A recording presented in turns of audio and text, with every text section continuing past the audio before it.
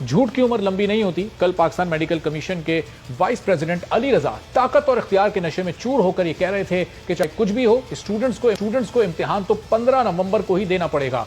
वो कह रहे थे कि मीडिया इस बारे में मिसलीड कर रहा है और गलत खबरें फैलाकर स्टूडेंट्स को गुमराह किया जा रहा है। लेकिन आज अदालत ने भी फैसला स्टूडेंट्स के हक में दिया। इसका मतलब यह है कि स्टूडेंट्स ठीक थे, उनका मुतालबा दुरुस्त था और पीएमसी और उसके वाइस प्रेसिडेंट गलत थे।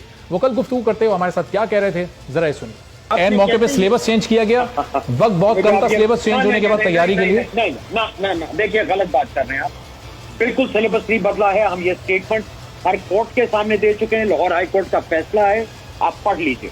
आप लोगों की तरफ से यही इसी तरह से मिसलीडिंग इंफॉर्मेशन बाहर जाती है। हेल्थ मिनिस्टर, एजुकेशन मिनिस्टर इस मौजू पर बात करने के लिए आ नहीं रहे, इसका मतलब कहीं कुछ गड़बड़ है।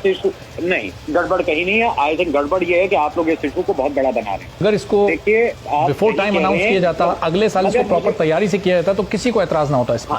तो इम्तिहान ना लेते इस साल और एडमिशन वैसे ही कर देते।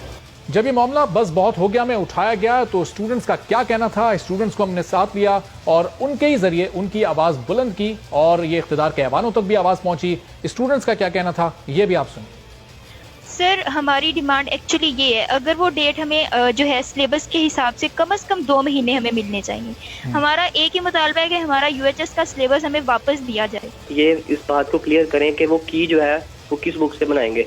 आया वो फेडरल बुक से बनाएंगे, पंजाब से बनाएंगे, केपीके से बनाएंगे, किस बुक से बनाएंगे।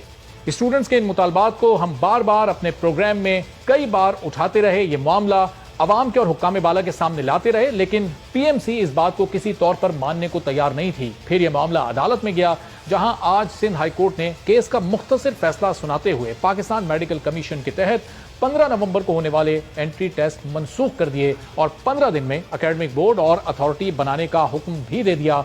एकेडमिक बोर्ड 10 दिन में सिलेबस में खामियों का जायजा लेकर असर-ए-नौ सिलेबस तैयार करेगा। तो स्टूडेंट्स की वो अजियत जिसका वो पिछले कई दिनों से शिकार थे, वो अब खत्म हो गई है और अदालत ने भी ये फैसला स्टूडेंट्स के हक में सुना दिया है। और हमने उनकी जो आवाज हुक्काम बाला तक पहुंचाई थी उसका भी अब कुछ असर दिखाई दिया और अब स्टूडेंट्स खासे मुतमईन दिखाई देते हैं। सब्सक्राइब करें और बेल दबाएं ताकि कोई खबर रह न जाए।